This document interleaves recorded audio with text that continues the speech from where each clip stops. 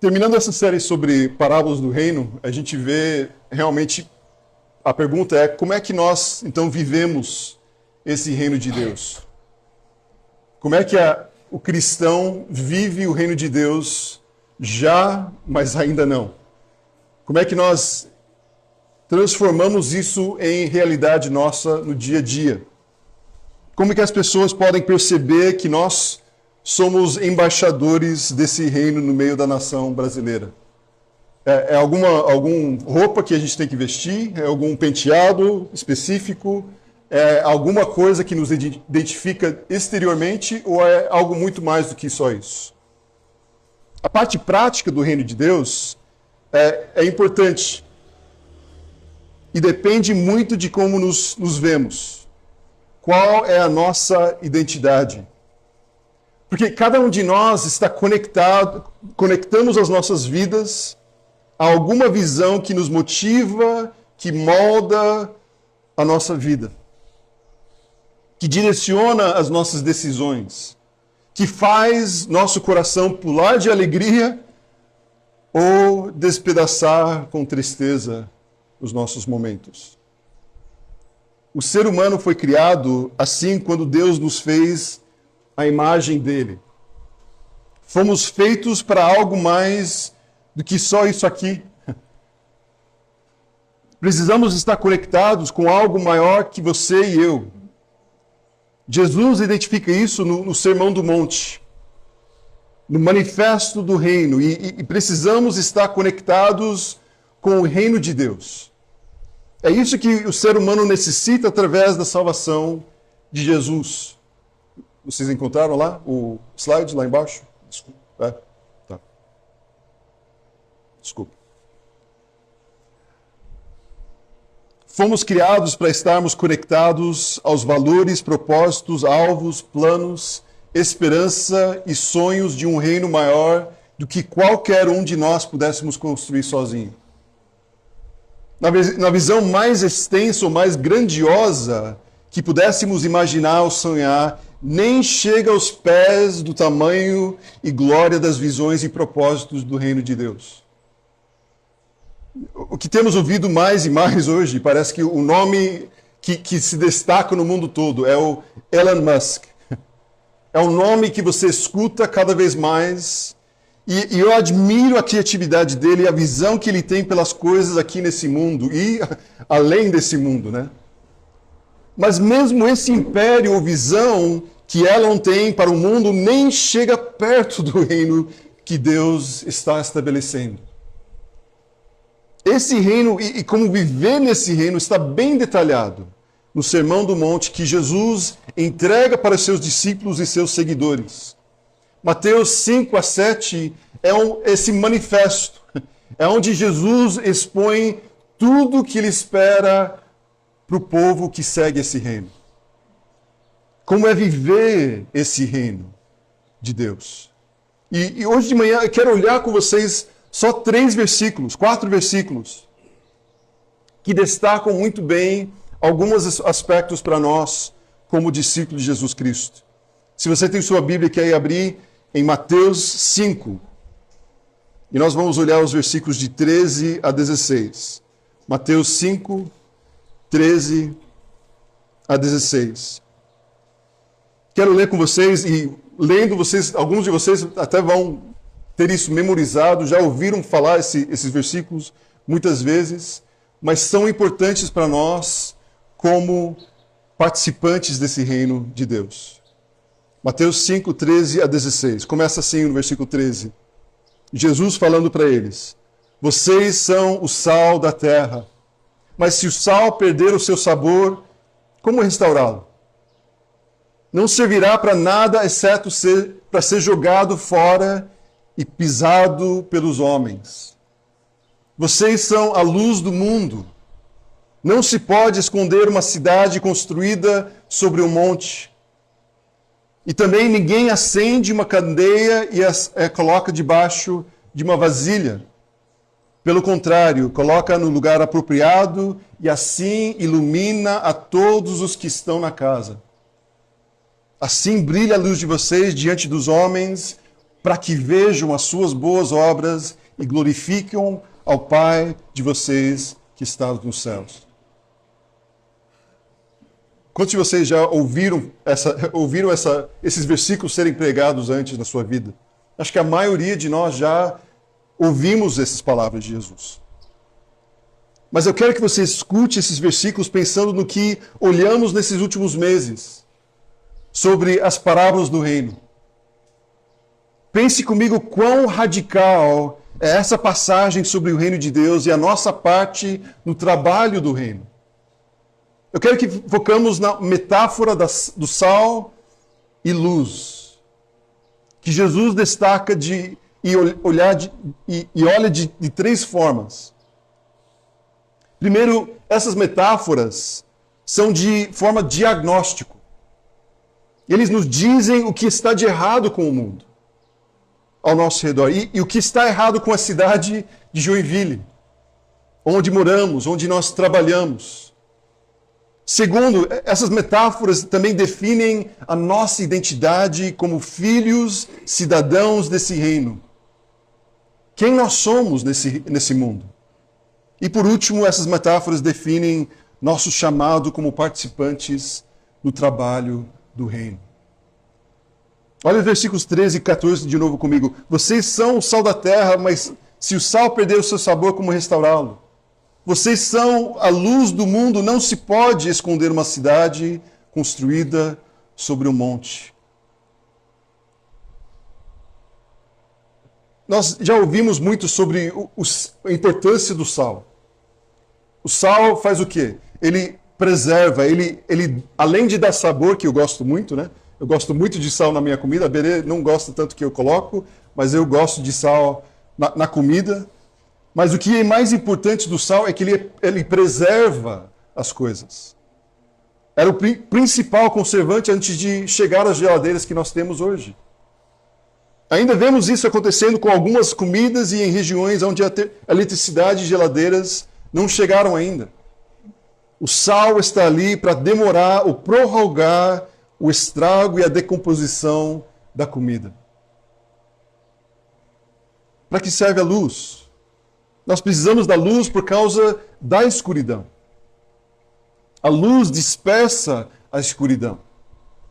E na palavra de Deus vemos que a luz é uma metáfora sobre a verdade.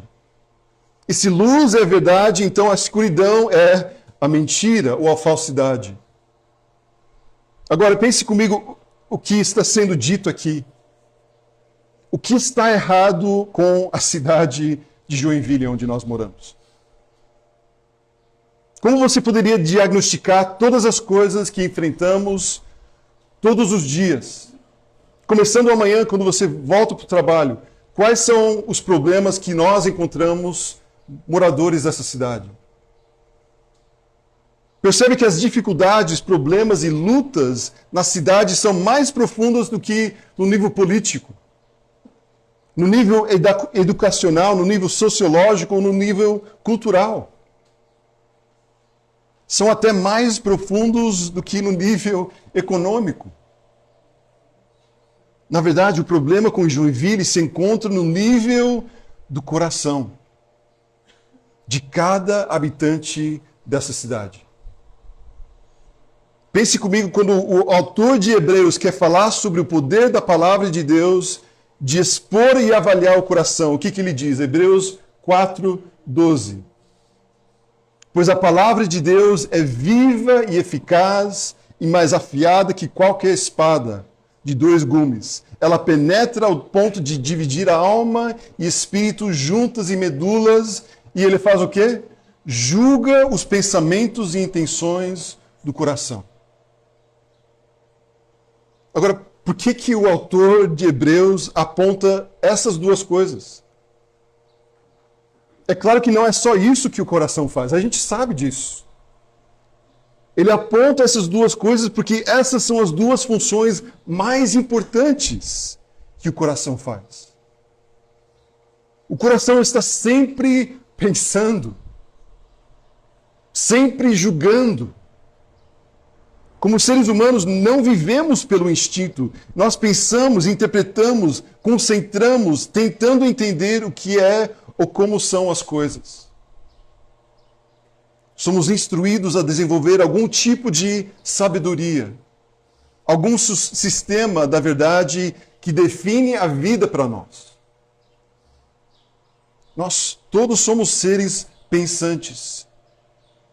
Mas como seres humanos também desejamos e somos direcionados por motivações que nos movem em algum sentido, em alguma direção. E eu diria, é isso que está errado com o Joinville. Não só Joinville, a gente sabe, mas no nosso contexto, o que está de errado com Joinville é isso. Essa capacidade de desejar foi para o lado mal. Foi para o lado escuro, né, do Star Wars. Corrompeu, entrou em decomposição. Como pecadores, desejamos coisas que não devemos desejar. Queremos coisas que não devemos querer.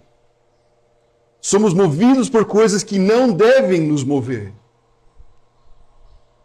Como pecadores, pensamos de formas que não são verdadeiras, mas distorcidas. Olhamos para a vida de forma que não era para olhar. Não era assim para a gente ver o mundo ao nosso redor. Então, nessas duas metáforas do sal e luz, Jesus encontra e diagnostica o que de fato está errado com as comunidades e cidades em que nós moramos.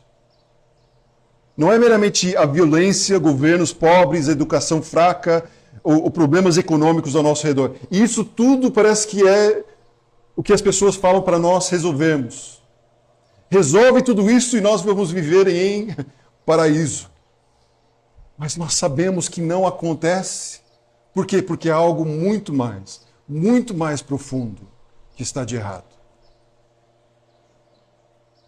O assunto é o coração. Todos nós temos um problema cardíaco. Cada um, não importa, você não precisa ir no médico para descobrir isso. Cada um de nós temos isso. Esse problema do nosso coração. Se meus desejos são governados por algo que é moralmente corrupto e penso de formas que são fundamentalmente falsas, eu não vou viver do jeito que eu fui criado para viver. É simples assim. O evangelismo não é somente fazer as pessoas agir sobre algo. Não é somente tomar uma decisão nas nossas vidas. O evangelismo não é levar as pessoas a essa decisão momentânea. O evangelho no cerne é usado por Deus como um instrumento para a transformação fundamental do coração. Todas as pessoas com quem eu ando, que eu já fiz discipulado, sabem que eu falo isso vez após vez, aqui do púlpito também. O evangelho vem para transformar tudo em nossas vidas. O evangelho afeta tudo. Não tem uma área da sua vida que o evangelho não consegue tocar para transformar para a glória de Deus.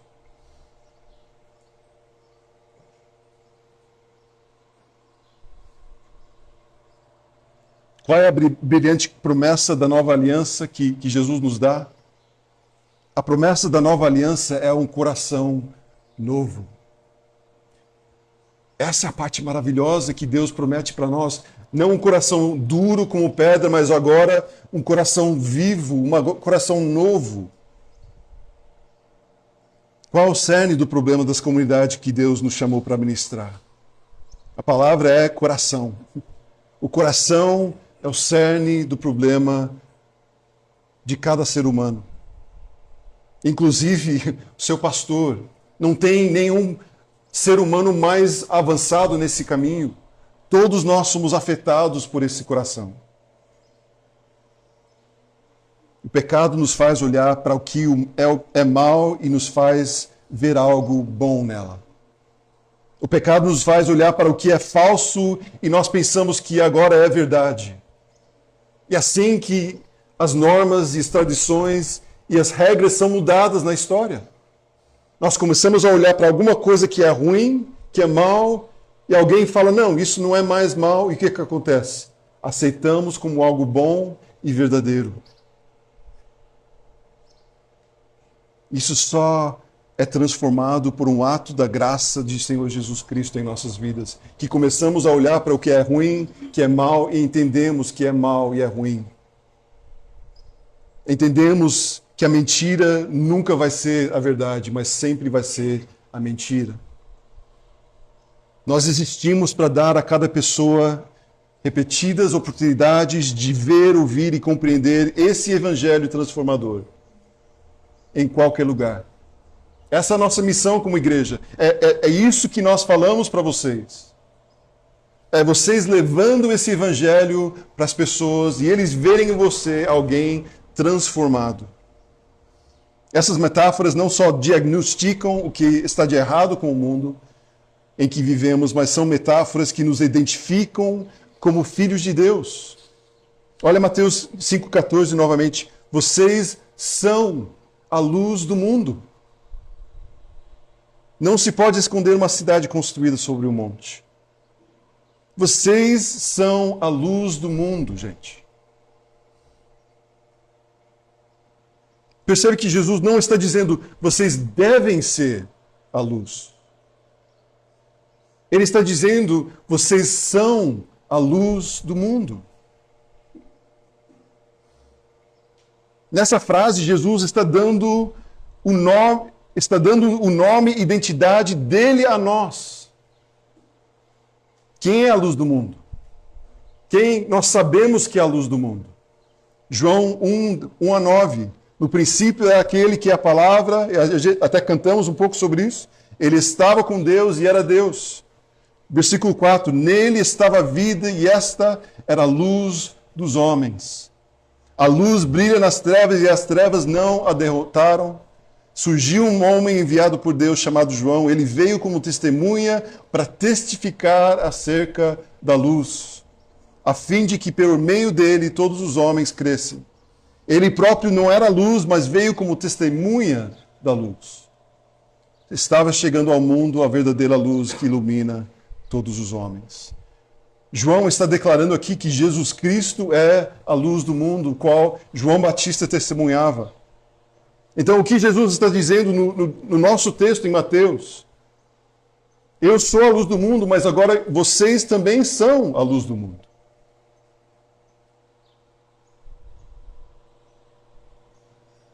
O que aconteceu com você e eu? Literalmente, nossa identidade mudou. Nossa identidade agora é sermos luz nesse mundo. Jesus está dizendo, vocês foram acesos por mim. Por causa da minha presença, por causa da minha chegada, agora vocês também podem brilhar. Por causa da minha graça, minha glória. E tem um exemplo disso também em João 17. João 17, 20 a 23. Minha oração, Jesus falando para os discípulos antes da ceia. Minha oração não é apenas por eles, rogo também por aqueles que crerão em mim por meio da mensagem deles. Nós aqui, para que todos sejam um. Pai, como tu estás em mim e eu em ti, que eles também estejam em nós, para que o mundo creia que tu me enviaste. Dê-lhes a glória que me deste, para que eles sejam um, assim como nós somos um. Eu neles e tu em mim, que eles sejam levados à plena unidade, para que o mundo saiba que tu me enviaste e os amaste como igualmente me amaste. Agora pense comigo sobre o que Jesus está orando aqui. Ele está orando que os seguidores dele tenham uma unidade tão incrível e completa que nem essa unidade que eles experimentam seja o mesmo tipo de relacionamento que a Trindade tem. A mesma unidade da Trindade ele deseja para nós como igreja. Pai, Filho e Espírito Santo, ele quer que nós sejamos unidos que nem eles. Nós precisamos lembrar para quem que Jesus estava falando aqui. Quais eram os personagens que estavam ao redor dele naquela noite? Talvez até um dos discípulos soltou um kkkk. Pensando, o que você está falando, Jesus? De um lado da mesa tinha Simão, o zelote. Os conservadores extremistas da direita. Do outro lado, tinha quem? Mateus, cobrador de impostos, um traidor entre os judeus por trabalhar pelo governo romano, cobrando impostos exorbitantes. O zelote teria um ódio intenso por esse homem. E Cristo está dizendo, Pai, meu plano é que Simão e Mateus tenham uma unidade tão incrível que parece a unidade que eu tenho com você, Pai, Espírito e o Espírito Santo. Qualquer um de nós ficaria espantado com a impossibilidade disso. A não ser que você escuta o restante da oração. Ele diz, Pai, a glória que me deste, eu dei a eles para que eles sejam um. O que é essa glória? Jesus está se referindo a um evento histórico. Vocês lembram o que aconteceu quando Jesus saiu das águas do batismo? O Espírito Santo desceu sobre ele em forma de pombo. É isso que Cristo está dizendo. O mesmo Espírito de Deus que estava comigo durante o ministério que iniciou naquele momento, estou dando para vocês para fazer as coisas que tenho te chamado a fazer. Cada um que declarou Jesus como Salvador e Senhor foi aceso, foi enchido pelo Espírito Santo, e essa é a sua nova identidade. Deus habita em você. Você acorda cada manhã pensando sobre isso? Pensando que o Deus Criador do mundo habita em mim pelo seu Espírito Santo. Se a gente para pensar sobre isso, eu acho que dá aquele bug normal, geral do sistema na nossa cabeça. A pensar que o Deus próprio está em nós para nos ajudar a viver a vida que Ele tem nos chamado para viver.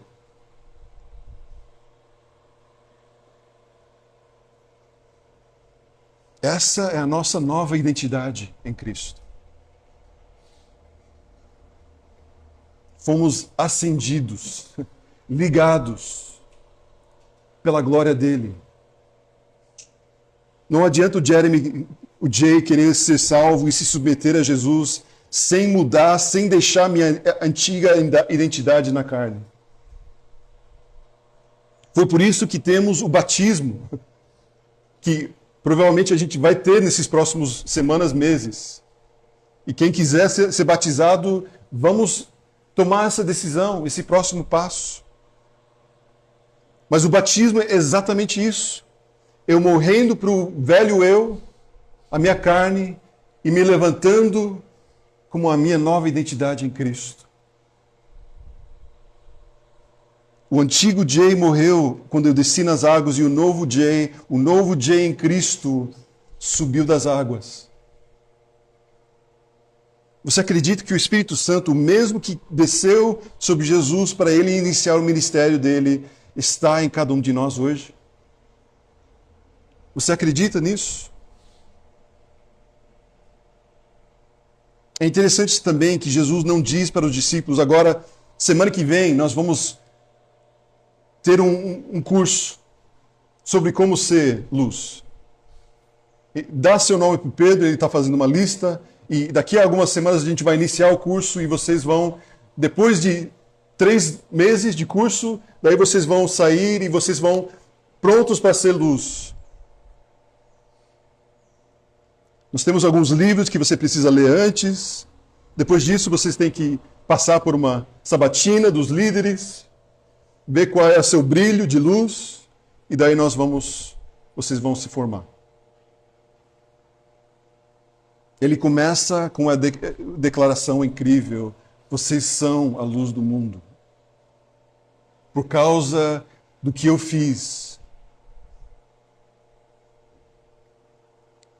E quando nós começamos a pensar sobre isso, a atividade no reino é sempre ligado a reconhecer a nossa identidade no reino. Qualquer atividade nossa no reino está diretamente ligada à nossa identidade em Cristo. Se você quer viver do jeito pelo qual você foi chamado, você precisa começar afirmando quem você é em Cristo. Se nós não sabemos quem nós somos em Cristo, então atividade basicamente é só atividade. É vazio muitas vezes. Atividade no reino é sempre ligado com quem nós somos em Cristo. E isso afeta em todas as áreas. Nós não servimos aqui na igreja porque eu sou o pastor, ou eu sou o ministro de louvor, ou eu sou baterista, ou violonista, ou técnico de câmara, ou o que seja. Nós servimos a igreja porque nós somos discípulos em Cristo. Nós servimos a Cristo com as habilidades e dons que Ele tem nos dado. Não é porque eu tenho um título que eu sirvo, mas porque eu sou um discípulo que eu sirvo.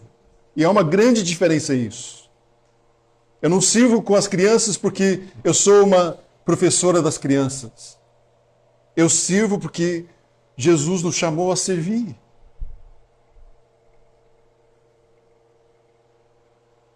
Atividade no reino é sempre ligado com a nossa identidade. Então nós precisamos entender quem nós somos em Cristo. Isso nos leva, como essas metáforas definem o chamado. Olha o versículo 14 novamente. Vocês são a luz do mundo, não se pode esconder uma cidade construída sobre um monte. E também ninguém acende uma candeia e a coloca debaixo de uma vasilha.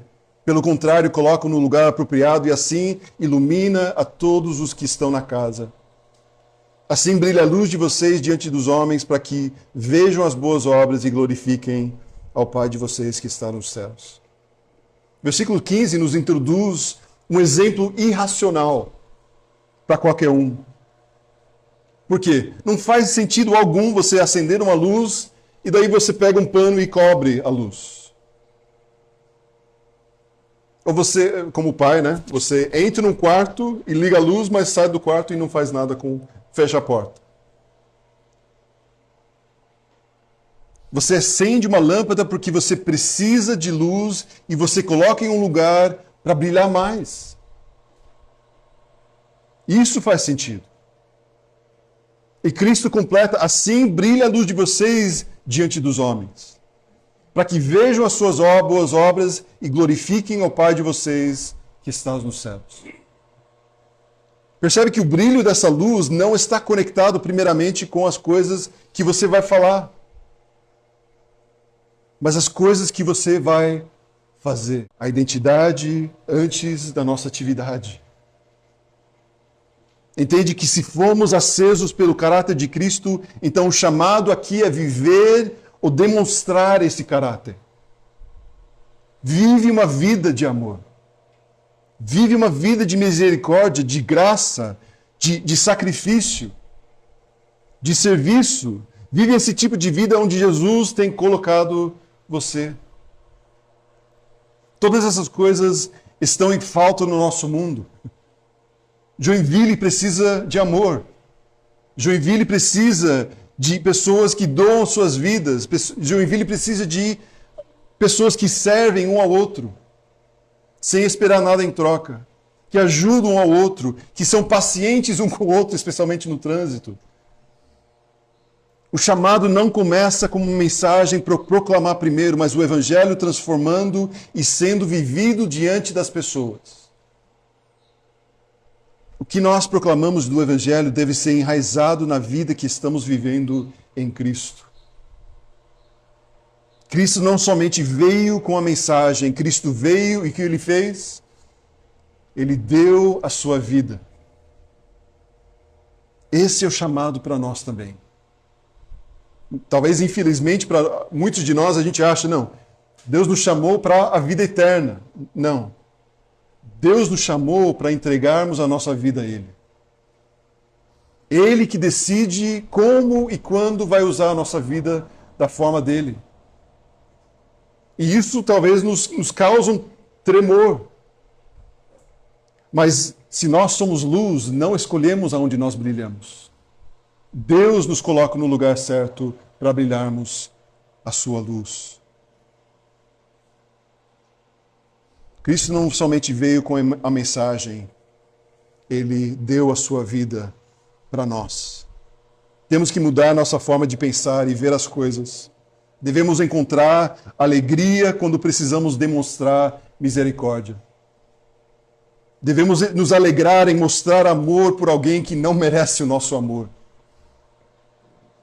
Devemos nos alegrar quando nossa agenda é interrompida por uma necessidade. Alegria em mostrar sacrifício para outro. Por quê? Porque estou vivendo para um reino maior do que o meu mundinho que eu estou fazendo. Que eu estou tentando construir. Eu já falei para vocês, a minha agenda, o meu conforto é, vamos dizer, o meu ídolo que eu tenho que lutar. Eu não gosto de interromper a agenda do Jay, o que eu tenho programado na minha vida. Mas mais e mais Deus me quebranta dizendo, Jay, eu preciso de você agora. Essa necessidade, eu preciso que você age nisso, que você faça isso. Eu não sempre ajo dessa forma, infelizmente.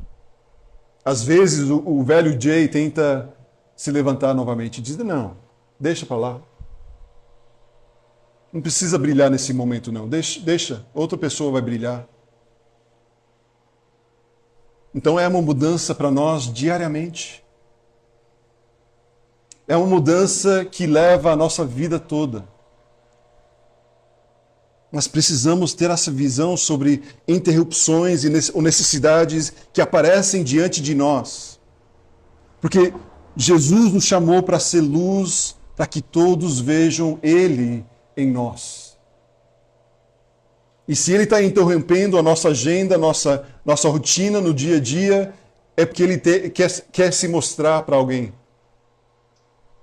Ele quer que você seja luz para que eles glorifiquem a Deus. A minha agenda me ajuda no dia, mas preciso render a minha agenda a Deus e o reino dele. Essa semana fui cortar o cabelo. E não sei se vocês já passaram por isso, mas tem momentos que surge um tópico religioso sobre religião e você começa a pensar, aonde que eu vou entrar nessa conversa? Como é que eu vou me colocar dentro disso e falar sobre Deus? E estavam falando sobre pessoas que estão frequentando a missa ou não, e os que frequentam não vão para o inferno, mas aqueles que não frequentam vão para o inferno.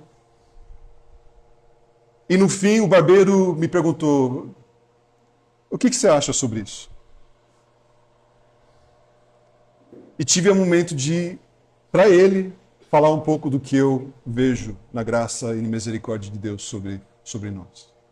E que o nosso serviço não é uma coisa que nos faz merecer a salvação, mas o nosso serviço é um ato de amor por Ele. Talvez seja quando a gente está jogando bola, alguma coisa assim, na padaria, nas visitas que a gente faz. Mas Deus sempre vai abrir espaços para que nós brilhamos para Ele. Não para o Jay, não para qualquer um de nós, mas para Ele.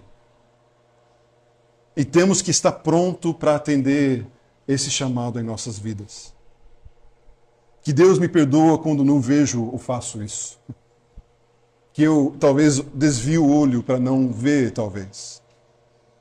Que nossa visão de evangelismo não seja só uma atividade que programamos para fazer, mas que seja um modo de viver o evangelho todo dia. Jesus nos explica como isso é importante, mais do que simplesmente fazer boas obras para pessoas.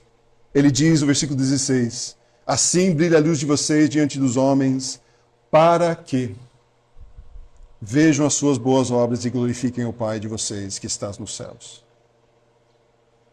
Se o mundo que está nos olhando reconhece a existência de Deus e glorifica Deus, é porque houve uma transformação fundamental que ocorreu no coração dessa pessoa.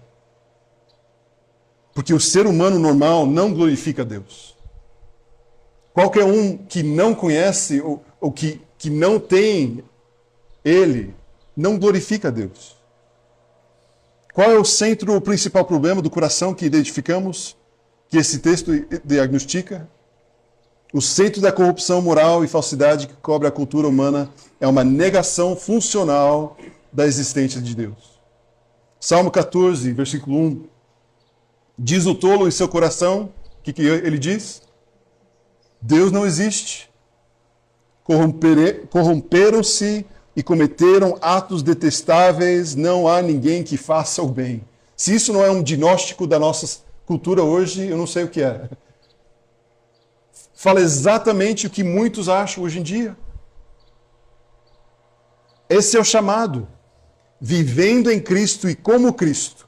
O cristão significa o quê? Mini-cristãos, mini-cristos. Podemos chamar isso de vida encarnacional.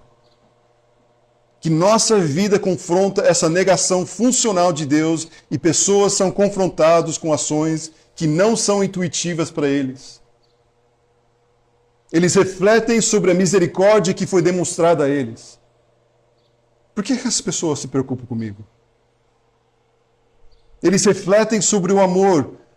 Por que esse cara me ama tanto assim? Eles pensem sobre a paciência, o perdão, os sacrifícios voluntários. E esse refletir, pensar, é o Espírito Santo começando a trabalhar na vida daquela pessoa. Começando a mostrar que Deus existe sim. Desmontando esse ateísmo funcional. Porque eles encontraram alguém, um grupo de pessoas que são anomalia. Ou tem um falha no sistema do mundo. Encontraram alguém que eles não conseguem explicar. E essa vida é diferente e aponta para Deus e a glória dele em nós. Esse texto não é um chamado para ser bonzinho. Não quero que vocês escutem isso. É um texto evangelístico. Viver o Evangelho. E esse trabalho de viver o Evangelho, o Espírito Santo usa para aos poucos desmontando as mentiras que definem a vida de uma pessoa. Principalmente que Deus não existe, porque nós estamos demonstrando, encarnando o amor, misericórdia, graça e santidade dele. Deus usa as palavras e as vidas das pessoas para transformar outras vidas. 16, ele enfatiza isso para que vejam as suas boas obras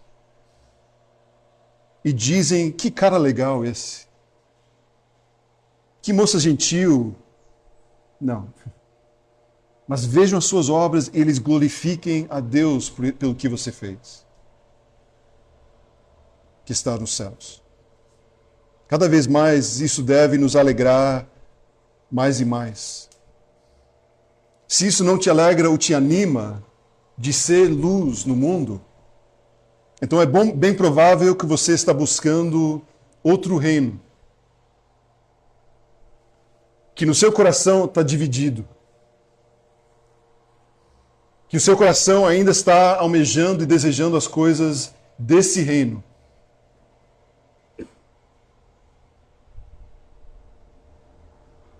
Porque o reino de Deus é extremamente animador. Mas ela não permite ou deixa outro reino competir com ela. Não existe espaço para dois reinos existirem no mesmo coração. Ou é um ou é outro. E o que Ele nos chama para fazer é fazer parte do reino dele somente. Vocês são a luz do mundo. Agora vão e brilham. Brilha diante dos seus vizinhos, brilha diante de seus colegas de trabalho, brilha diante do seu chefe, talvez que é mais difícil às vezes. Brilha diante do barbeiro, diante do caixa, brilha nos lugares públicos de Joinville, nas artes, na educação. Mas que brilhamos e mostramos para quem nós servimos. Qual o reino de qual nós pertencemos. Tem corrupção, sim. Tem escuridão. Em todo lugar tem, sim. Mas nós somos luz, trazendo a verdade e a luz de Cristo para aqueles lugares mais esquecidos. E talvez através desse brilho, dessa luz de misericórdia, amor, sacrifício e verdade, seremos usados por Deus para destruir as mentiras que as pessoas têm sobre Deus. Talvez através do nosso brilho os faz pensar, talvez há um Deus sim. E se isso acontece somente uma vez, que alguém glorifica a Deus, então, gente, sua vida valeu a pena. Se só uma pessoa reconhece que Deus realmente existe, então a sua vida valeu a pena. E nós somos chamados a ser luz para todos ao nosso redor.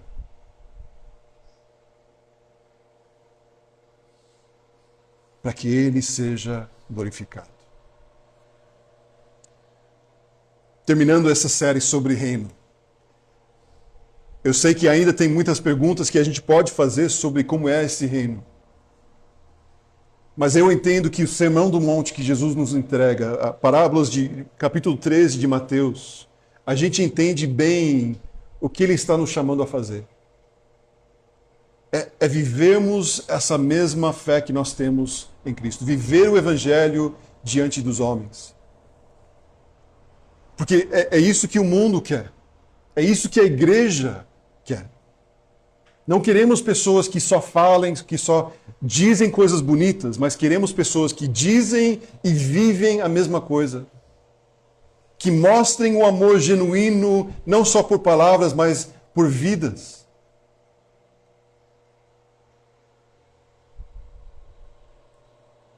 E nós temos o privilégio de fazer parte disso e brilhar aqui em Joinville e aonde Ele nos levar. Porque o reino dele vai crescendo. O reino dele vai crescendo cada vez mais. Até que Ele venha e volte e reina conosco. Vamos orar? Pai, nós te louvamos por essa manhã. Esse texto muito conhecido, bem conhecido, com essas palavras sobre sal, sobre luz, mas que nos motivam a colocar isso em prática nas nossas vidas.